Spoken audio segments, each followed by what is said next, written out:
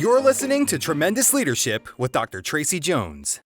Hello, everyone. Welcome to the Tremendous Leadership, Leaders on Leadership podcast, where we pull back the curtain on leadership and talk to leaders of all ages and stages about what it takes to pay the price of leadership. And today I'm super excited, tremendously excited, because my guest is Lacey Langford. Let me tell you a little bit about Lacey.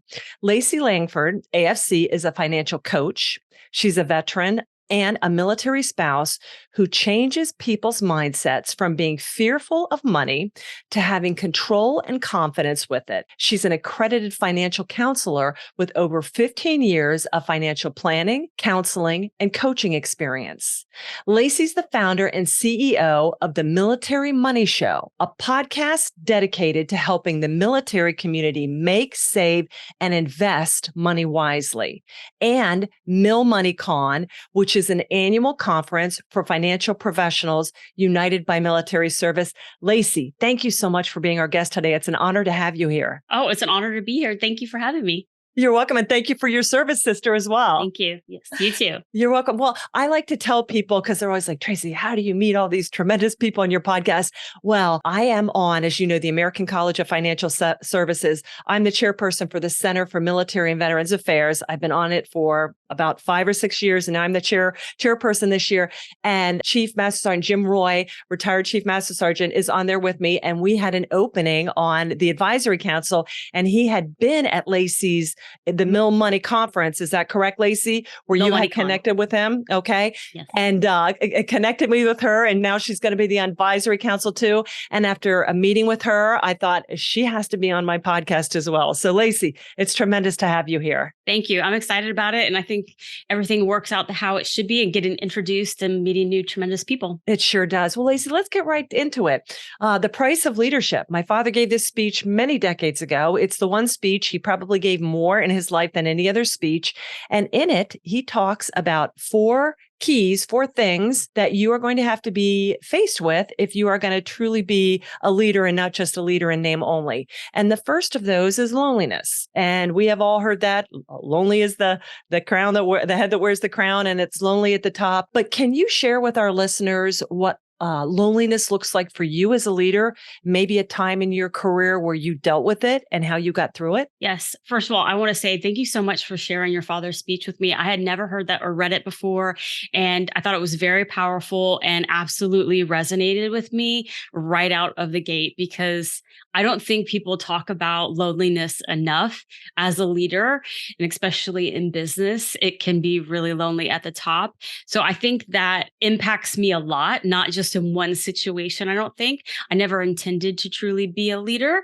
I was just trying to help people with their money, and it has evolved over time and grown out of me being focused on my mission and who I'm trying to help. And so along the way, I have learned that sometimes it is very lonely because others don't know the full story. They don't know everything that's behind it. And being a leader means that you often are bearing the brunt of everything. You are trying to protect your people or your audience, your customers, your consumers, and you're not trying to expose them to negative things or anything other than what you're trying to help them with, or the service or product you're providing to them. And so that part, I think, is not necessarily a drawback. I think it does make you stronger. I think the loneliness part does make you a stronger leader, makes you stronger in what you're doing, makes you more resolute. So sometimes it can be perceived as a negative, but I believe in trying to learn lessons and take the most out of it. So I think, when you're trying something new, like I've done my conference and doing my podcast and coaching people, and things not working out, that's very lonely because a lot of people don't know the effort that you've put into it. I know everybody listening, I'm preaching to the choir here, but your heart and soul has gone into that. You've sacrificed time with your family, your life, your health, your wealth in order to reach your goal. And people just see a failure or see something that is only the tip of the iceberg, not everything underneath that is truly your heart and soul that you've put into it. And so that part can be very lonely, is people to not understand what you were trying to do and the good that you were trying to do. So that part is hard. And then also negativity.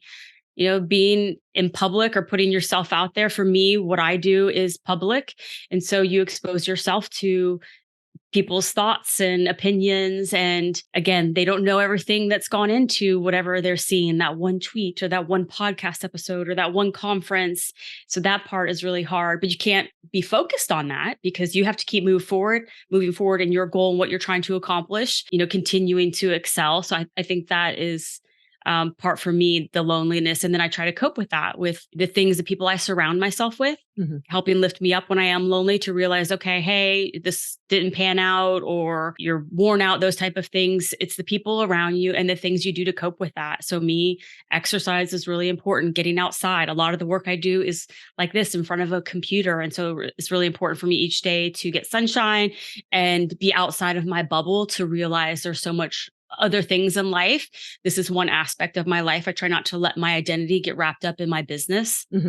And I think that helps with the loneliness. Well, I love that you pulled in the protector aspect of loneliness. I never thought about that. Sometimes we as the shepherds or mama bears or papa bears, I never thought about that, but you're protective. Like you said, not just of your team, but your audience and who are probably getting a lot of weird things. And that's difficult when you hear people telling them, falsities or things that are not going to pan out, but you're very pragmatic about it. And I really appreciate that for our listeners out there. If you haven't encountered it, or for our leaders out there, if you're dealing with the negativity, you feel alone because you failed, hey, it happens to the best of us. And as Lacey said, it's par for the course. Just be aware of it and then surround yourself back with the people that are going to get you back on track. Because if you're not dealing with the negativity, if you're not dealing with the failure, and if you're not dealing with the protector role, then you're probably not really truly leading. If you're dealing with it, like Lacey said, I love that she says, it's part of the course. And I love that you talked about when you put yourself out there. Here we are on the podcast and you're giving advice and stuff like that. And there's always somebody that has to sit back there and critique you. It is not negativity, but it's isolating, but you got to just push through that. And it's nothing that any other great person doesn't deal with when your voice is out there. There's always going to be the little dissenters or snipers, and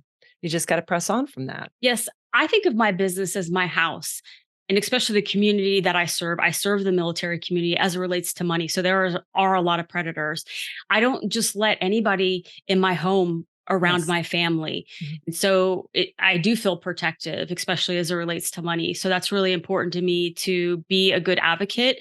I can't police the world. I also have to, come to terms with that I'm, not superwoman, but I do try to be mindful about what I'm doing and the messaging and that I'm putting out and who I'm surrounding myself with. Yeah. And I love that vigilance, and it's never ending, because if you think every day something else will pop up, it's just the world we live in, and it's human nature. So I love that you're always on the eye for that. I just had never heard that aspect when it comes to loneliness, but boy, that's a beautiful way to put it.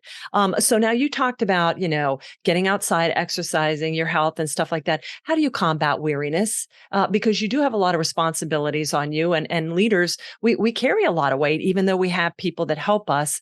How do you combat weariness? This is something I think I picked up as a military child and as a military spouse, is that I can't always have a pity party for myself. I am a leader, the leader of my children, the leader of my business. And so I put a limit on my pity parties. The limit is 24 hours. So when something negative happens to me, sad, lonely, all of those things, I actually put a time limit on it, which is really helpful. It gives me time to process and cope with whatever has happened to me. But I think that gives me strength to be like, all right, I handled it. Now it's time to get back up and get back on task.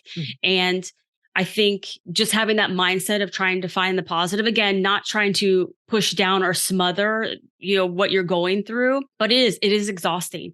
There is always a problem, but to me, that's life. It's not a question of if, it's when, how much it's going to cost you in time, money, your emotions, those type of things. So I think that's really important that I do anticipate those things, and being protective of the environment that I'm in and my mind and my physical health, I think helps combat that weariness. Because if I'm not eating right, if I'm not taking care of myself physically, then it does wear me down very quickly. I don't have the energy to cope with challenges or opportunity, because you could be getting great things happening to you, but it's wearing you out because all the hard work is starting to pay off and you have these opportunities. So it could be positive and negative. But I think, taking care of yourself and having a plan, having systems in place of how are you going to handle whatever is thrown at you will help with the weariness. And then also too, knowing that I'm not special.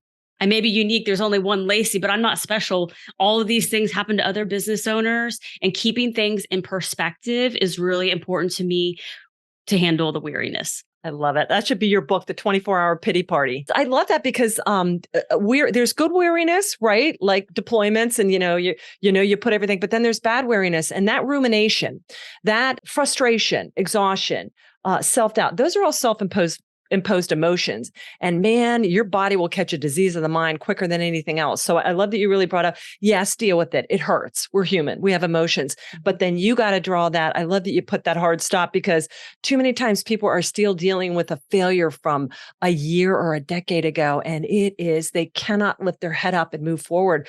They can't run with a baton because they're dragging this anchor behind them. And it's just, and you talked about planning, contingency planning. We learned that in the military too. If it goes wrong, and it's probably going to go wrong, that's okay. Yep. We learned a lot of good things in the military. There's always something else. You don't just end the battle because something went wrong. You just, you go back, you figure it out, and you get right back in there. Yes, I think that's really important.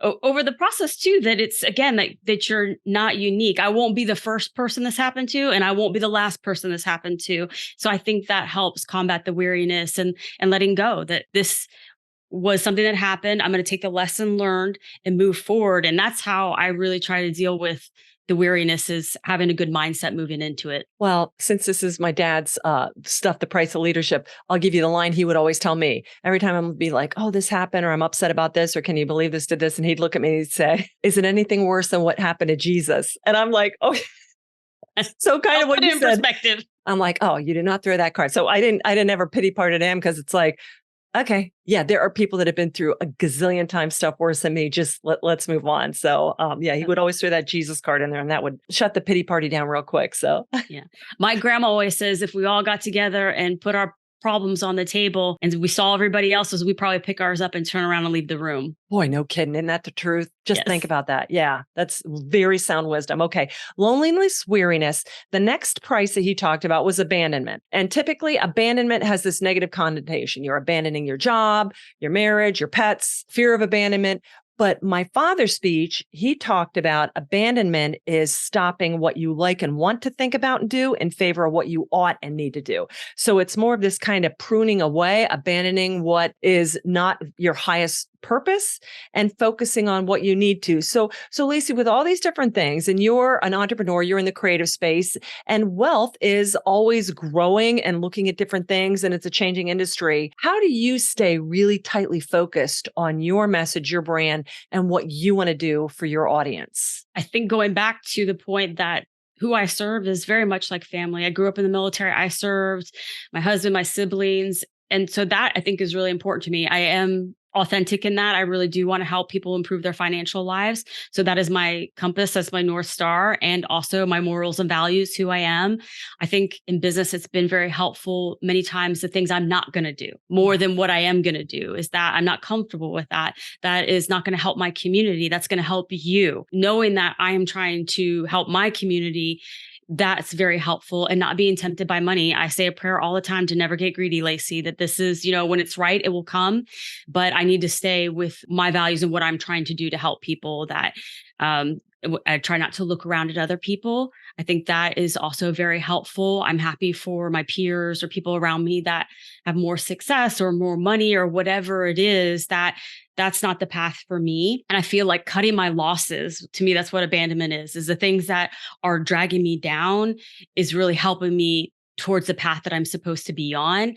And I think that's really helpful. Sometimes that's hard to let go, though, of the things you've worked so hard on, whether that be, like my podcast or my coaching business, those type of things. But I feel like it naturally starts to work itself out, the path that you're supposed to be on and where your zone of genius is. Mm-hmm. And that's how I try to look at that. At abandonment, things I've had to let go, is that this has actually moved me forward in an area that I love, that I get excited about, versus handling the things that maybe aren't as passionate, as I'm not as passionate about those things. And then also, I think that I always think this might this is not forever. This is for right now. So there are things that I wish I could do better or that, I could give more attention to. But for right now, I need to focus and knock this one thing out of the park. Then I can leap to the next lily pad and handle that one, knock it out of the park, then move to the next one. So to me, staying focused that way is very helpful because I do want to do well. I want to deliver well in what I'm trying to do. And that helps let go of some things. Well, I love that you talked about sunken cost. One of my favorite book titles is Sacred Cows Make the Best Burgers. And it's all about, listen, there are times when you're going to have to look at something that you really, maybe for a season you work so hard, but throwing more money or time on it is just, it's not good. And so knowing when to hold them and knowing when to fold them. And I love that you talked about kind of the parking lot mentality, because we can juggle a lot of things and we have a lot of great ideas, but I love it where you talked about, no, I stay on this point, I finish this. And that other one, I always tell, I'm going to put this in this parking lot here. Like I have 10 things I'm working on, but for the parking lot I'm in right now, I have to finish this. And I get calls all the time, as I'm sure you do. Well, have you thought about this? Yes, but I cannot spend any energy on this right now because otherwise I'm never going to get this one thing done that I'm supposed to be getting done. So I love that you really talked about how you really get focus on it and that you're so grounded in who you are and who you want to serve.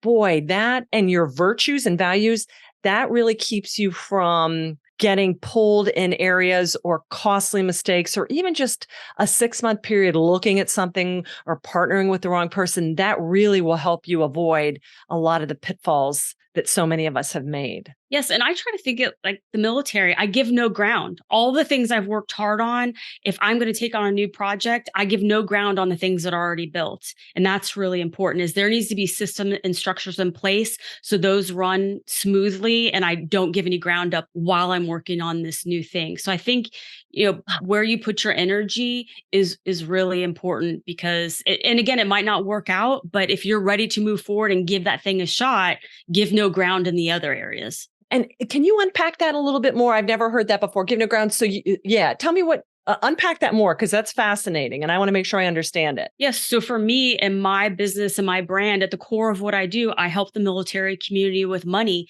but I do that in many different ways. And I have found that, to reach more people, to help more people, I've had to evolve my business and how I earn money. And so in the beginning, it was a coaching business. Well, then I started a podcast. Well, I don't want to give ground on my coaching business. So that needs to have really good structure in place. So I have a system for every aspect of my business, which may seem not sexy, but to me it is, because those are the things that make you look good, is the systems that you have behind doors.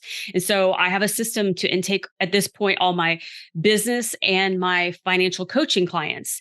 Then I could focus on my podcast. Well, I had to create a system for my podcast because I don't want a very large team. To me, that's more management, that's more leadership. And right now my goal is to help as many military people with money. And so I'm very mindful of that. And then also having the right people that I surround myself with and that I give my energy to. And so creating the podcast, I have to have a system for that. How am I going to intake clients or guests? How am I going to produce this, promote it? How am I going to make money off of this? And so giving no ground on my coaching, that I could continue to do that while I build the podcast. And then having the podcast, more people doing outreach and speaking. I'm not giving ground on either my coaching business or my podcast, but now I'm going to take on new opportunities because I have systems and structures in place. So those don't give any ground. And then moving into creating Mill Money Con, which may have seemed like something I shouldn't take on, but to me, people kept coming to me for help. So I wanted to provide a solution. Mm-hmm. And it ultimately helps service members with their money if there's a stronger financial force that serves them. Mm-hmm. And so me creating a conference, bringing those people together and, continue their education, networking, and empowering them leads to my main mission. Well, I can't give ground on all those other things while I build the conference. And so having systems and structures in place helps me give no ground. Well, I love that you said that this is what you're doing, but you do it in many different ways. So you have these tentacles coming down, but everything is really clearly delineated. That's your second book, Give No Ground. I love that. And Lacey, structure is sexy. I mean, I'm telling, because otherwise the winging it, the just cavalier, it's like, no. I'm an operations, I'm a project manager at heart. I love processes because then you really know what's going on. So for our entrepreneurs or people that are transitioning into entrepreneurship, if you come from that background where you like structure and, kind of that right brain stuff, or that left brain stuff, do what Lacey said. Make sure you are building stuff that fits nicely into it. And I love that you hit on that, because a lot of times with entrepreneurs, people have different things that they're interested in, but they all kind of weave up into the same desire or purpose, but they get very dichotomous about, well, I can only focus on this. And I'm like, really? Like you with the conference. Yeah, I know you said, okay, well, maybe I shouldn't have done this. And yet in doing it, you created a synergy where your main goal was able to be multiplied and other speakers and resources were brought in. So it amplified what you were trying to do. And I think that's a true sweet spot. Thank you. And too, I learned a lot in building business. And so when I started the conference, I was more prepared for failure, which made it a lot easier to take that leap, because I'm not embarrassed by that anymore. Not that it's fun, don't get me wrong. Right. It's, again, going back to the 24-hour pity party, that, knowing what my fallback position is and how I'm going to handle that, and being smart about taking a calculated risk, and then getting the mentorship. Also very clear on that, is that if I want to do this, I need to align myself with people that have put on events, conferences that can support me and be a good sounding board. Well, I love to be prepared for failure. And Charles, who wrote this speech, was quite humorous. And he was like, listen, I don't like to fail, but if you don't learn to laugh at your problems, you're never even going to be in the ring of the game, because you have to be able to and not self-deprecating, but laugh, smile, own it, and move on and dust off the failure and get going on. Because otherwise, boy, it's if you're stepping out of anything, because everybody's sitting back just waiting for somebody else to do it. So I love that you said that you're not, be prepared for failure, and it doesn't hold you back at all. Yes. My little brother always says to me, if it was so easy, everybody would be doing it. That's right. And it's not. And so that is my mantra too, that I tell myself, is that I'm not the first, I won't be the last. So any negative things that happen, but also the positive things. I don't want to wrap my identity around being a podcaster, wrap my identity around being a financial coach. There are many aspects to me. So I don't want to then lose that and then that impact me in a negative way. So I do try to keep perspective about whatever is happening to me. That's beautiful. Okay. Loneliness, weariness, abandonment. And the last point my father talked about was vision. And, we've heard in the good book, Proverbs, where there is no vision, the people fail. And I think sometimes when I would hear vision as a young leader, I'm like, well, I'm more practical.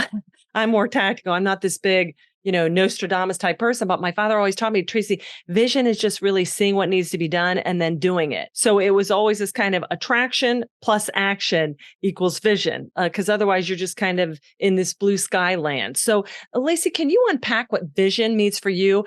And how do you hone it? Do you have a vision board? Do you go away for a retreat? Do you have a strategic planning? How do you do it? I think vision is so important in entrepreneurship. And that really is the spark that ignites everything to why you're doing this thing. Because again, it's not easy. Not everybody wants to do it. And for many people, it's foreign. I didn't come from a family of big entrepreneurs. I come from a family of military service. And so going into entrepreneurship was a foreign concept to me, and definitely a lot of learning. But in hindsight, looking back, business is like your imaginary friend. In the beginning, only you see it. You are trying to describe this thing to the people that you love and your friends. You might be putting some money into your imaginary friend. And so it's so hard for other people to see your vision. And, yes. And that's the job of an entrepreneur, is to get this out of your head and make it a reality. Like it's a real boy, like Pinocchio, like we've built this thing and now it is walking and talking. And now other people can see it. So I think that's good perspective to have, is like, okay, in the beginning, yeah, you're not going to get it. I don't need to try to explain it. Like, I know what I need to do in order to make this thing happen, or I've got to start creating the steps to make it happen, or figuring out how to make it happen. But it really is something you are seeing and something you're feeling, like you're motivated, like this attraction that you mentioned. It's, I think, the driving force. And then it's just these steps to make it a reality. And then people believe, then people get behind you. And I don't fault people for that, because they didn't see it like I did. And vice versa. If somebody came to me and was like, hey, we're going to start this thing called Google, I'd be like, that's a crazy name. And why would we need that? Again, it's the beginning. Only you see your vision. So I think that's a really healthy perspective to have in that. And it's so important to go after it. So the way I deal with vision is I try to get out. Like all the things we talked about, systems and structures is really important. But most importantly, it leaves room for you to be creative and follow your passions or those sparks, to be like, okay, I have some time. The system is working, this part of my business. Now I can daydream. I do a lot of it comes to me when I'm running or I'm outside.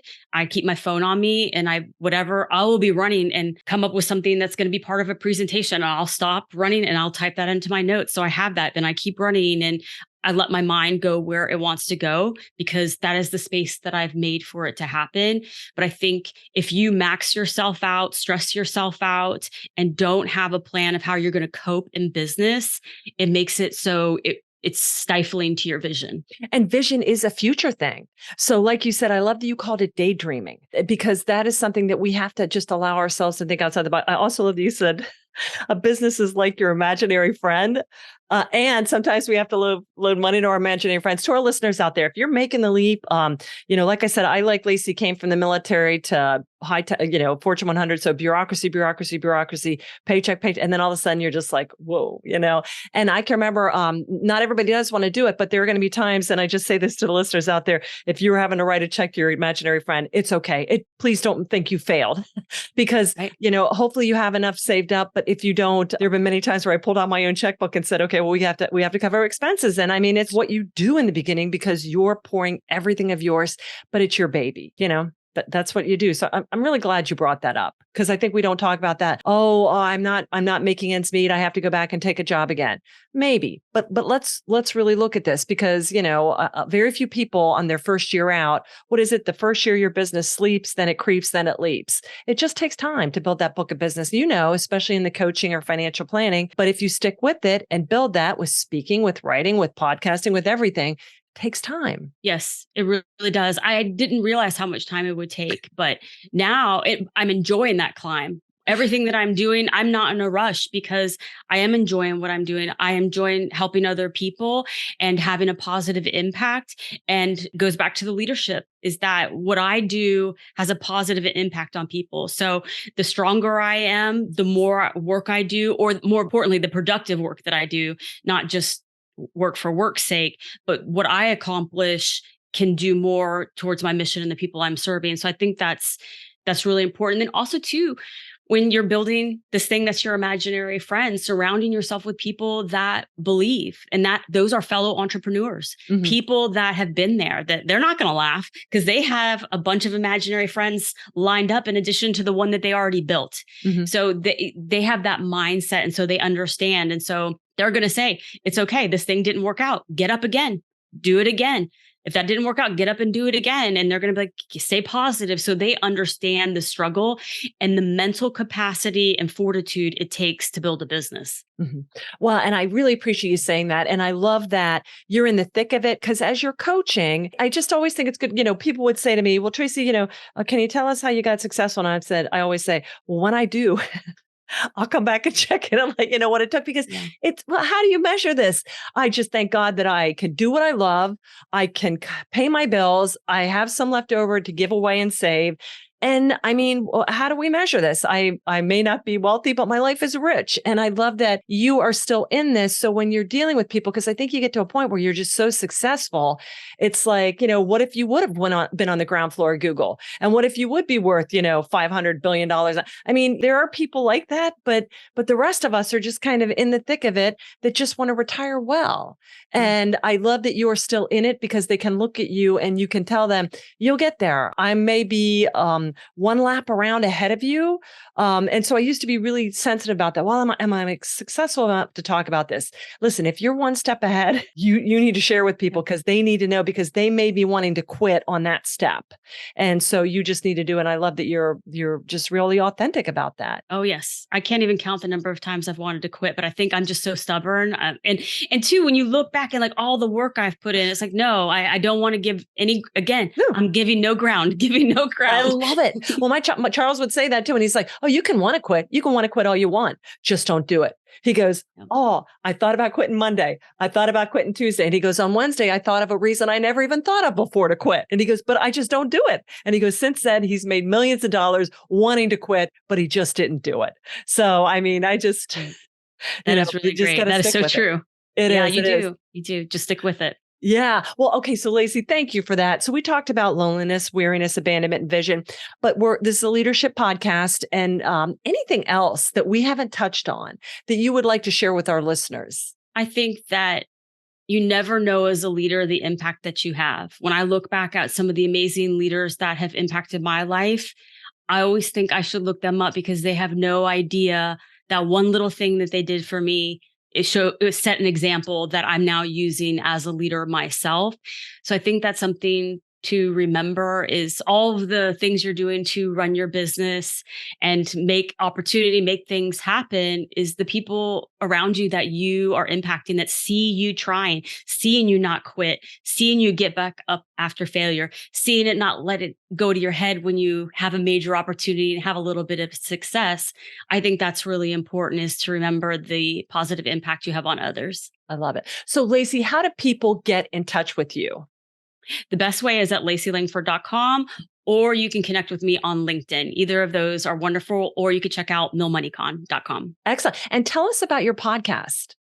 Yes. So the Military Money Show is to help the military community make, save, and invest money wisely, which is more focused on having guests on to talk about those topics. And also I do solo shows, but it's really trying to help people get to where they want to be with money and have confidence in what they're doing. I love it. Well, I know probably at least a third to maybe half of our audience is prior military, active duty military, or has a family member that's in the military. So can they reach out to you as far as if they're looking to make a transition, or for just some coaching advisement on not being afraid of money? Oh, definitely. LaceyLangford.com has all of the information about my coaching. Okay. I love that, Lacey. Well, Lacey, I can't thank you enough. It was so wonderful to hear your thoughts. You really inspired me. You made me laugh. You made me jot down a whole bunch of scribbles. And I just really thank you for all you're doing. I thank you that you saw a space that needed done, that you are so committed to what you're doing, and that, girl, you are fierce and you are not giving up. And that is leadership in its purest form. Thank you so much for having me. I really appreciate that, and the kind words. You're welcome, Lacey. I look forward to serving with you on the committee too. Lots of great times ahead. Yes, I'm looking forward to that. All right, folks. Well, listen, to our listeners out there, we want to thank you so much for tuning in. If you would do us the honor of a 5-star review, we'd be so thankful. Be sure and hit the subscribe button, and share this with somebody that you think may be interested in it. Also, be sure and connect with Lacey. Remember, my father always said that you're going to be the same person 5 years from now that you are today, except for 2 things: the people you meet and the books you read. So you have a tremendous individual to connect with, Miss Lacey here. I want to thank you all for continuing to pay the price of leadership. Have a tremendous rest of your day. Bye-bye. Thank you for listening to Tremendous Leadership with Dr. Tracey Jones. Find out more about Dr. Jones at www.tremendousleadership.com. If you've been ignited by something you heard in this episode, let us know by leaving a review for Tremendous Leadership wherever you listen to podcasts, or by sending us a message through www.tremendousleadership.com.